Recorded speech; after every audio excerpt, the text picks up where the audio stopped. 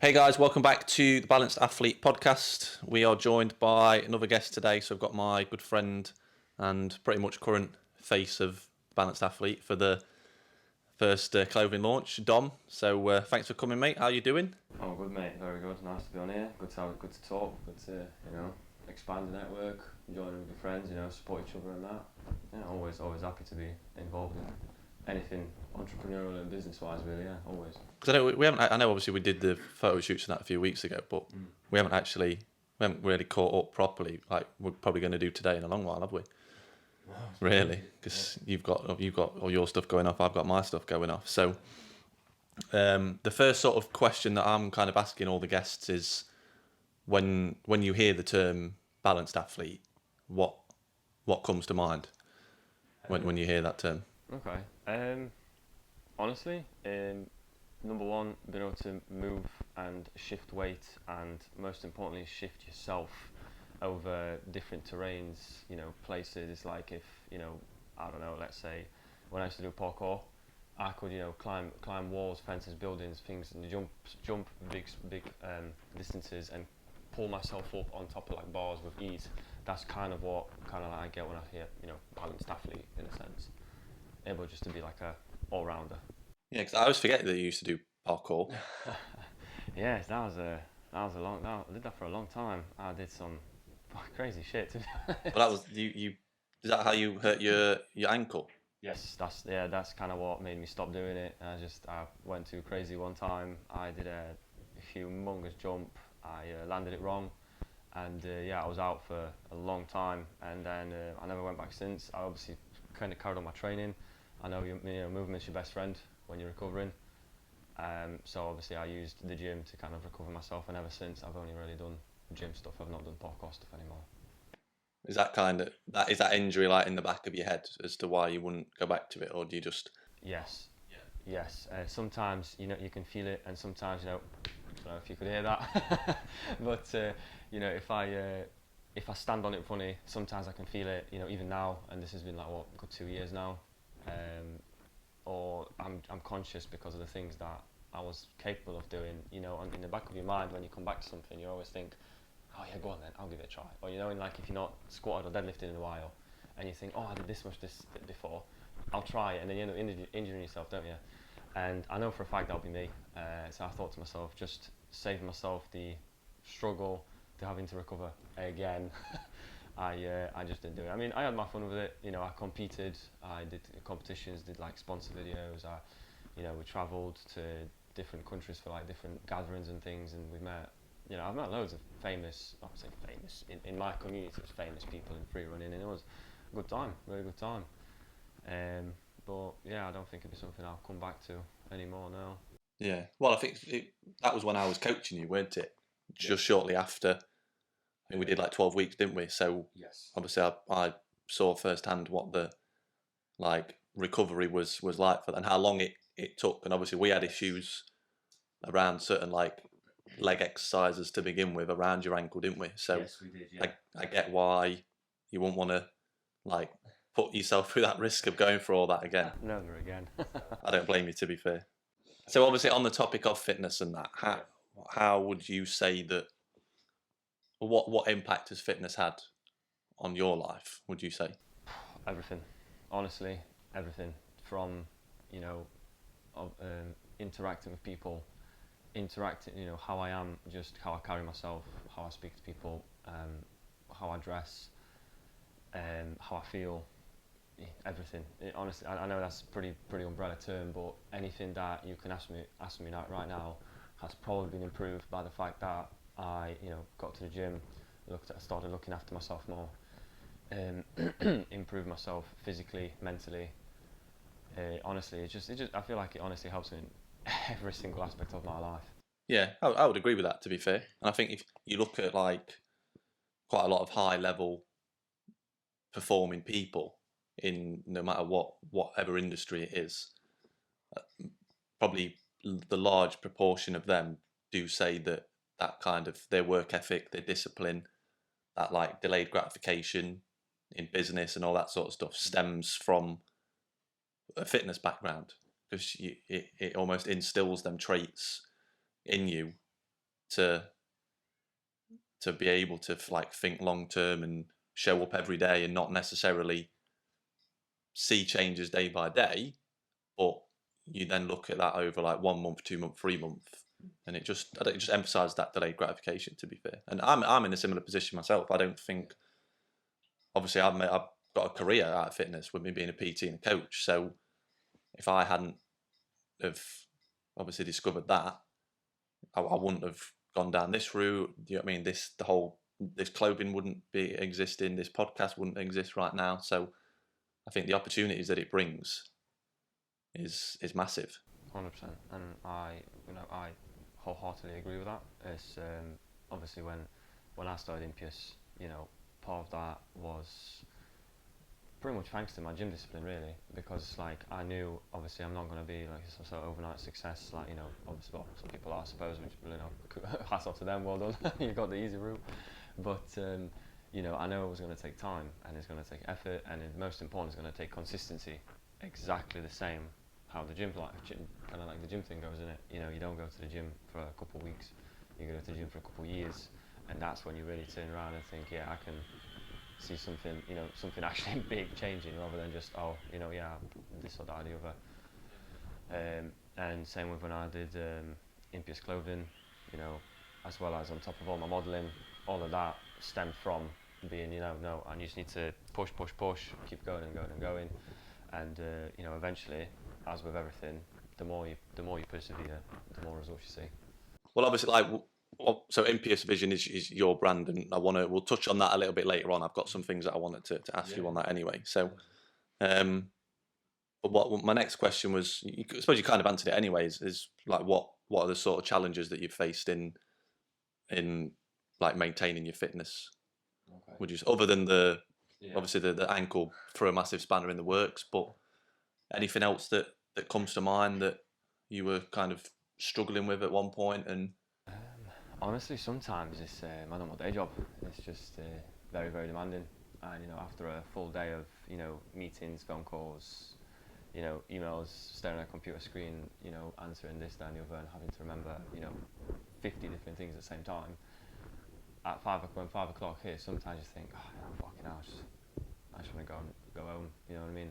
So sometimes it is a matter of a bit of a mental battle. At the end of the day, just say no, just fucking go get changed, go to the fucking gym, because every time you do, you feel better. So I've kind of started battling that with. So 4 p.m. is my golden time. That's when I go have my pre-workout. So by the time it kicks in, 5 o'clock, boom, I'm buzzing, I'm ready to go. So I don't feel that like lethargic and so exhausted anymore. Like, so it's not physically challenging, but mentally sometimes I do feel like I just cannot be arsed, because you've just done so much thinking and speaking and doing, like you don't want to do anything anymore. But tried and tested, when you do go, automatically feel better. Just, I don't care what anyone says, every single time I go to gym, I come back feeling better, and I feel much better than if I just go home and chill out. So that's kind of, I suppose that's one of the challenges. But obviously, like you said yourself, my ankle, that was one. And apart from that, I didn't really have anything else that really ever made me just shut myself in and not want to go, not want to continue anymore. I suppose something, like I said, it's just ankle was a temporary thing, and then like the occasional, sometimes you think to yourself, you really need to have that mental battle with yourself to push yourself to go. Yeah, I suppose like now that's probably that's instilled that like bigger mental resilience in you. Because again, I've worked with clients over the years that worked similar jobs to yourself, and like you say, they're not necessarily the most physically demanding jobs, but that mental fatigue that it has will 100% affect your decision making on stuff. And I think that's why a lot of people just will talk themselves out of it. Do you know what I mean? They've had a long day at work. I can't be arsed today, let's just go home, and they just pick that easy route. But I suppose the more, it's just comfort, isn't it? The more you lean into that, obviously the more that's what you're going to do then. Whereas, like you said, with you, that in your routine now, that gets to 4 p.m, pre-workouts in, like you've set them good habits in place. to set you up for that. It's similar with people that, and obviously, I know some people, if you haven't really got much choice, they'll go home from work and then come to the gym. But then what happens is they go home and then they talk themselves out of it because they're home. You know what I mean? They're sat in the warm and they're like, oh, I can't be bothered to go back out now. So I've always been a big advocate of, if you can, probably coming straight from work. And I have a lot of clients at the minute that will come straight from work for that reason. Yeah, I agree. It's number one, like I said, with saying the habit. That's one thing. Is I feel like that's huge. Is when you set up your environment to help you, whether that is a specific time, a specific item, reminder, something. Well, I don't really care what it is, as long as it tells you, all right, at this time you need to do this, and then that kind of like gets your mind ticking, thinking, right, okay, it's because it's like a domino effect, isn't it? Yeah. I know now, once I take my pre-workout, then it's just a countdown of an hour. An hour goes by, my day's over, I can go and train.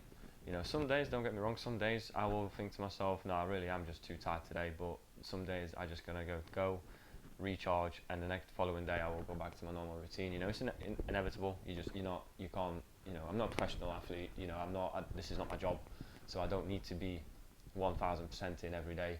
As long as I give it, my absolute best on the days I do, I'm very happy with that.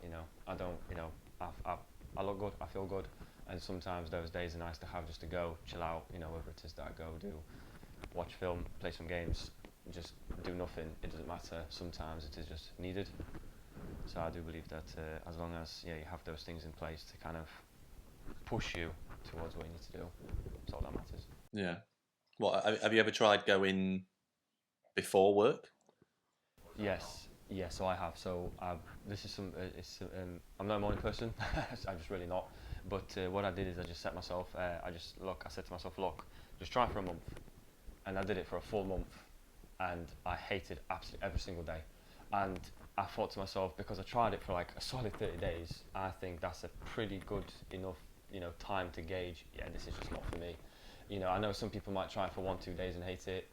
That's just not enough, is it? So I genuinely did stick to bang on it, because I hated it so much. It was a bang on month, I stopped.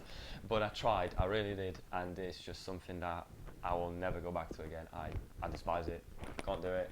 I need to, in the morning, I need to have my own, chill out routine, food, prepare myself for a, long day of work, and then I know I can go straight after. Yeah, I'm the exact same, to be fair. I love training more than the next person, and like I say, it's my job, it's my career, but you'll never catch me training at early in the morning. My sweet spot for training, again, obviously, because I plan my diary, so my sweet spot is probably between sort of like 1 and 3 p.m. for me, just because I don't tend to have many clients in between that time. It's either like morning and then obviously like evening time. So that's why this next High Rocks that me and Shannon are doing, our start time, they've just announced what the like provisional start times are, and they're between 8 a.m. and 11 a.m. So we potentially could have a 8:05 start, which is going to absolutely ruin me, because that's literally like getting to the venue at 7:15. I mean, so we're going to be up at 6, breakfast, and I'm hoping it's more towards the latter end of that 11 o'clock, because I can deal with that then. So moving on from fitness, obviously you've just done all the modelling for myself for all the clothing, and you've been doing modelling for, how long have you been doing it for now? About 2 years. Yeah, 2 years. So how did that come about, you getting into that? Part of it was when number one, from as I've been longer to the gym, as I've kind of amassed more tattoos and I've looked after myself more. Part of it was, with the compliments I was getting and the looks I was getting and stuff. I thought to myself, well, I suppose I don't look too bad. I suppose maybe there's something I can get out of it, really, isn't it? I suppose just use your assets to your advantage, use what you have. So it wasn't something that that you wanted to pursue, like in your head. You weren't like, oh, I want to be a model. It almost like the opportunity presented itself to you when you just grabbed it by the horns. It was more like I thought to myself, and then obviously then I kind of because when I had those thoughts, I just kind of thought, let's just look into it. Let's just see what it's about. And I don't know. And then I just kind of started doing a bit of research, like looking on YouTube, looking on just Google, on just literally looking at clothing websites and just looking, not bothering about the clothes, just looking at the model, like saying, what are they doing? And then I started just kind of found out who some of these people are, and then I had a look on their Instagrams, and I thought, shit, that looks pretty cool actually. I thought, let's have a go. Why not? So it was more like a just fuck it, let's try it. And I got a few gigs, did a few modelling jobs for some clothing brands. Obviously, I go out with different photographers, just taking photos for myself, my social media and whatnot. And I don't know, it was just like one of those where I just thought, just why not? You won't know until you try. It's not something that I pursued as much as I could have. It's fun, it's enjoyable. It is very exhausting. It is actually so much harder to just stand there, because like some people think, just stand there, look at the camera, but a lot of times you have to stand in a very awkward way, position, and you have to point your body in a certain way. Your chin, your this, you're clenching your teeth, you're tensing your abs, make sure your shoulders are back, and everything has to be done in a specific way, and you feel weird, but it looks normal on the camera. But if I stand normal and I feel alright, I'll just look bad on the camera. So it's one of those where it's something where it's enjoyable, it's fun, and it's cool what you definitely can bring to the table, but it's not something that I thought I'll pursue fully. And that was because that's when I got into Impius Vision Clothing. And it was kind of like this whole thing had this knock-on effect of like one thing started one thing started another, one thing started another. And yes, that's kind of like when I got round to doing my clothing brand because of my modelling. And I suppose then I was, the main model, because I'd have to pay myself to model my stuff. So obviously I kind of just used that expertise, the knowledge I gained of how I should look, how I should pose and whatnot, to make my clothes look a little bit better. Yeah. So it's always an interesting one, I find, modelling, because obviously Charlie, who does my tattoos, is quite a high-profile model. He's done some like mad jobs in the UK and in America. And I remember one of the first conversations I had with him about modelling, and he was literally like saying how much he hated it. And I was like, what? How can you hate it? Like, he's making good money, like doing these mad shoots. And again, I suppose it's you look at something on the surface and you think, oh, that sounds amazing. But when you're actually in it, and when you're someone as like high profile as what he is, and it's week in, week out, and I think if I remember right, he was basically saying that you just track like a robot, especially because he used to do a lot of like catwalk stuff. So we did like a Nike catwalk in Miami and all that sort of stuff, and he just hated it.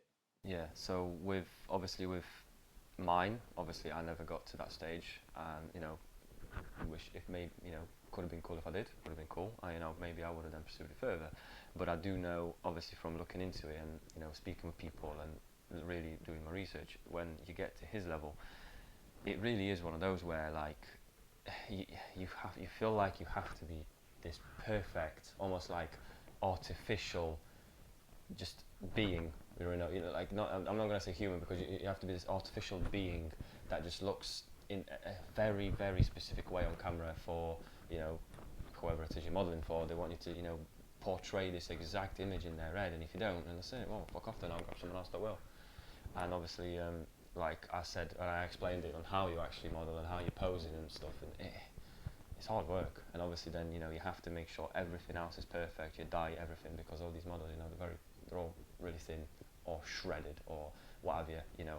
Obviously I know there's a mix now, but that's more for like clothing brands, whereas like these catwalks and these very, very high profile things, everyone is like just perfect, small percentage body fat, perfect jawline, 0 spots anywhere on the entire body. It's like it's and that side can also be exhausting, because not only do you have to look good in the moment, you have to make sure everything you do allows you to look that good all the time when you get called for it. So I see where it's coming from. He wasn't even allowed to grow facial hair, even like, again, to show off his jawline, and because that was the look that he was going for. And obviously there are models out there that have bigger beards and stuff like that, but I think it just depends on obviously what what the brand is looking for, don't it? Yeah, because obviously if you had a, you know, like a bit more like an alternative punk, you know, let's say let's say the people are advertising leather jackets or something, you know, obviously, but you might have someone that looks like a, you know, biker, which, you know, normally tends to have like a bigger beard, you know, a bigger man or whatever. So yeah, definitely is a requirement in some cases, but yeah, with those type of high profile catwalks, it tends to be perfect, clean, nothing there, you know, it's a very specific look. Obviously, I'm well aware of Charlie. I love his content. He looks like an awesome guy. I never met him, you know, but what he's done is I'm a massive fan of him and his work and stuff. And I can imagine it's just because it's so fucking good. And also, it's because he's a sexy bastard, isn't he? Why would you not want him modelling your stuff? I'm hope so. I've got another sit-in coming up in like mid to end March. I'm hoping I'm going to ask the question. I know he's a very busy guy, but I'd love to sit down and do a podcast episode with him. I feel like that'd be very good. Yeah, I don't know. Maybe it will. Maybe it will. I've spent enough money on him in tattoos. At least he can do is sit down with me for an hour and have a chat. Well, true. What's your most memorable experience in modelling so far, would you say? What stands out for you? Honestly? Other than the balance athlete shoot last week. Oh, of course. That's the pinnacle. Honestly, I don't have any that are kind of like stood out to me massively, because I only ever really did kind of like small time gigs. It was nothing ever anything major. However, all the times where I had to travel out somewhere was always like kind of like, you know, nice and exciting, and it was like thinking like, yeah, this actually, imagine like actually doing this full time. Kind of like, you know, get not plays with mind, but kind of like creates those thoughts, thinking this would be cool as a full time job. And I suppose it's and kind of like accumulation of the small gigs that I did in general, just as a highlight. It's just saying, yeah, it was just a cool experience to do it. It was just enjoyable. It was fun. But yeah, just I wouldn't say I've got like a, you know, oh yeah, it was definitely this one right now. So obviously I know you mentioned about your brand's Impius vision earlier, and I know obviously you used to, well, it kind of stemmed with the clothing. You don't do the clothing at the minute, do you? So what is the brand at this moment in time? I mean, I know what it is, obviously, but for people that don't know, what is the brand, and sort of what is the mission or the objective that you're trying to achieve through the brand? Okay. So obviously, yes, I said to myself, don't do the clothing anymore. However, recently, partly because of the, I suppose, recent success the Instagram profile has had, and obviously the massive growth, it's made me realise, well, why am I not taking it further? Why am I not pushing it further with some sort of actual physical brand attached with it? Sorry to interrupt. Were you not? I remember I was having a conversation ages ago where you were looking into jewellery. Yes. Did you not just knock that on the head? No, so that's back. So that's back. So it's something that I didn't pursue at the time because it just wasn't right. I didn't have the funds for it. I didn't have the time for it, and if I'm being perfectly honest as well, I just didn't have the mental capacity for it. I wasn't ready, and I thought to myself, it's better to, you know, better not to just do something crap. I want to do something that I'm genuinely proud of. A lot of the ideas and products and things that I've got from the past are still kind of like there. I've got all of my notes, got my products, got like logos designed and what have you. Some things I decided to work completely from the ground up. I completely deleted everything to do with the clothing because I don't want any of that to affect my jewellery brand, which I am currently working on as we speak. I'm actually wearing some of the prototypes right now. So some of the things that I've got on right now, including a necklace, are the things that I'm going to, you know, sell as products. So, in a sense, my idea is, I've been wearing these for a long time, so I just want to try them, see what they're like, see if the colour goes off, see if they, if they hurt me, annoy me in any way, and obviously then if they do, why? What can I do to change it? Maybe just get rid of it, get something new in, so on and so forth, basically. So the jewellery is making a comeback, and that's something I'm working on currently. And that's something that I'm really going to push going forward with Impius on the brand side of stuff, as opposed to the Impius vision itself, as in the page. Obviously, as you know, it's got dark art on there. which is mine. It's the dark art communities. I'd like to say that I'm a bit of an established person in that community now, with with 140,000 followers, and quite a lot of these people, big artists, interacting with me, and whenever I share their work, they like it, they'll respond, thank you for sharing, and we just have like a few, a little bit of a back and forth. I spoke with loads of people like that, and none of them have ever come back to me saying, I don't want you sharing this stuff and that. I'm always fair. I always tag them, always credit them, always share them, and I always make it abundantly clear whose it is. I'm responsible for the writing of the captions, so I write all my captions. I do all the writing myself, and essentially it's a bit of an oxymoron there, because you've got the dark artwork, but underneath you've got a positive, or like a realistic, or like a happy, or just like just something that to push it, motivational message underneath.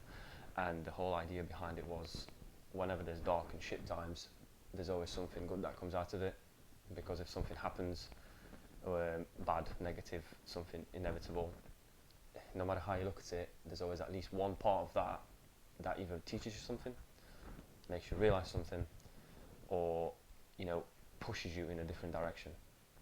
Because let's say you've gone through a breakup, okay, yeah, shit, you're sad, you're not going to want to do anything for a while, but when you recover, you think, well, now I know I don't like this, I'm not a fan of that, I'm going to stay away from this. And actually, everything that's kind of deemed as negative that you go through ends up being a positive once you overcome it and get past it. And that's kind of what I've been doing. So for the past 4-ish years, maybe even 5 now. So yeah, I've got like about 1,200 posts on there, and every single post is unique. Every single caption is written by myself. All of them unique, never copied. And I suppose I've had tons. I've got so many screenshots of people thanking, saying, how I helped them out, how, they go on Instagram daily to have a look on my page, to read the new caption, to kind of like read the new message.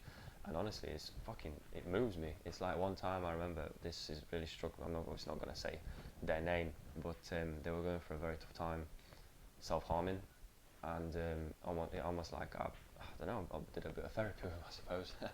And in a sense, the end result was me. I'm the one that pushed them to go to real therapy. And randomly one day, because we message often and a lot, and I didn't mind, of course, and one day I just didn't hear from them for ages, and I thought, oh fucking hell, I tried, and it kind of played on my mind a little bit. I thought, maybe maybe I didn't do something well, and then 2 months go by, and I get a message from them, and they say, thank you, you've literally changed my fucking life. I've got myself to therapy, I spoke to my family about it, and I've actually not done anything for like however many days. And honestly, I fucking cried that day. I did. I had tears that were running down my face, and I thought to myself, do you know what, that's huge, and I never want to stop doing that, ever. Because if I can help even one person out of the 140,000 followers that I've got, I'm happy with that. I'm happy. But I know for a fact I've helped many more, and I know for a fact I'm going to help many more in the recent years, really. But yes, I suppose that's kind of like the thing behind Impius vision. Just to, in every dark and shit time, there's always something good that'll come out of it. And in general, just to, spread positivity. Not your sunshine and rainbow bullshit, saying everything is always going to be alright, because it's not. But your real positivity. So I suppose that's Impius. So I've literally on my laptop, I've got like a list of questions that I was going to ask you, and you've literally answered every single one of them in there, more or less. Like the last one was going to be, obviously, can you share a story of how Impius Vision has impacted someone's life? Okay, yeah. I was kind of start thinking, am I rambling on too much? But well, you literally saved me time asking you all the questions. So, I suppose, the only one that, because obviously in your Instagram caption, I believe it says, I help you to understand your emotions. Yes.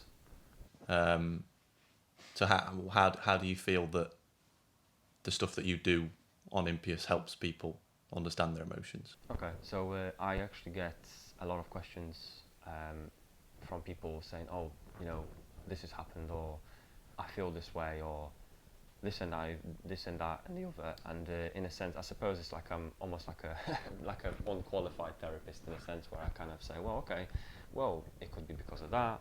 Have you ever tried? Have you considered this? You know, have you looked into this? Have you spoken to this person? You know, have you considered so and so forth? And a lot of times they do kind of tend to say, okay, I see, I not not thought about it that way, or maybe I just make them see something in a different light.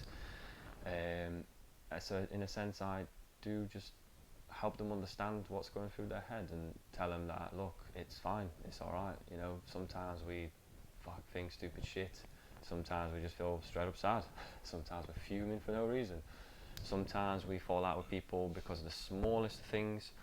Sometimes we catch feelings straight away because of whatever reason, and it's all alright because it's all normal, natural. You can't control your emotions to 100%, and you can't control what your mind is kind of going to throw at you. Yeah, there isn't just like an on and off switch that you can just flick. Yeah, there isn't. No, there isn't. And obviously, I suppose sometimes some people just need someone to not give them validation in a sense, but kind of say it's probably just because of this.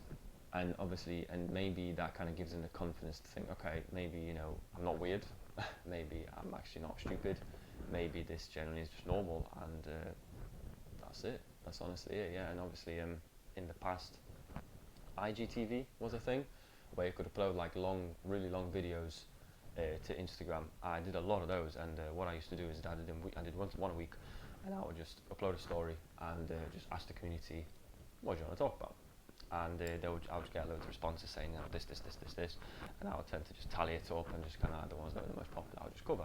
And sometimes they were very specific, sometimes they were very broad, but once again it was all to help people either understand that it's fine if you feel a certain way, it's fine if you feel like feeling shit right now, it's fine if you forgot to do this or that, or fine if you don't want to do this or that, because as you go through it, as you accept it, eventually you'll go back to your normal thing.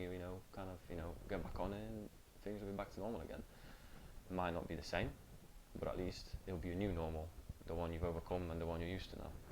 Yeah, I suppose because a lot of people probably do feel quite alienated, don't they, at first with it. So I think it's like I said, I've known that you've done this for a long while, and to see where it's got to now is really good. And I think it's such a good, unique and positive thing to do, like combining the dark arts and obviously it's promoting other people's work that are trying to, I suppose, portray a similar message. You're all trying to portray a similar message, right? Or I suppose. I mean, a lot of the time, some of these artists just, they paint, whether it's by hand or digitally, and they create this art. It's just their work, isn't it?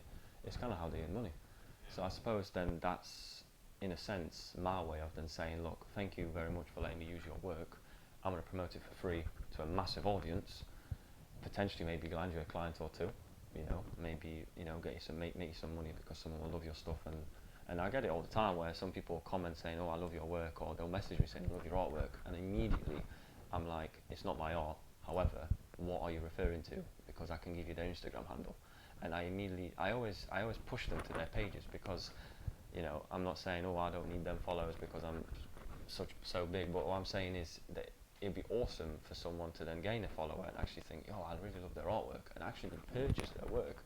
And obviously then that way then the whole dark art community is just supporting itself, isn't it? And it's just it's almost like we're this big circle of people supporting each other without actually supporting each other. We're just doing our own thing and being fair. yeah, but I think it's amazing, like I say, being able to do that whilst portraying the message that you're trying to portray as well as like you say supporting, because I know you have obviously people on your page that are already fairly big. Yes. Themselves, but then obviously you've got people that aren't necessarily that big in terms of like Instagram following status.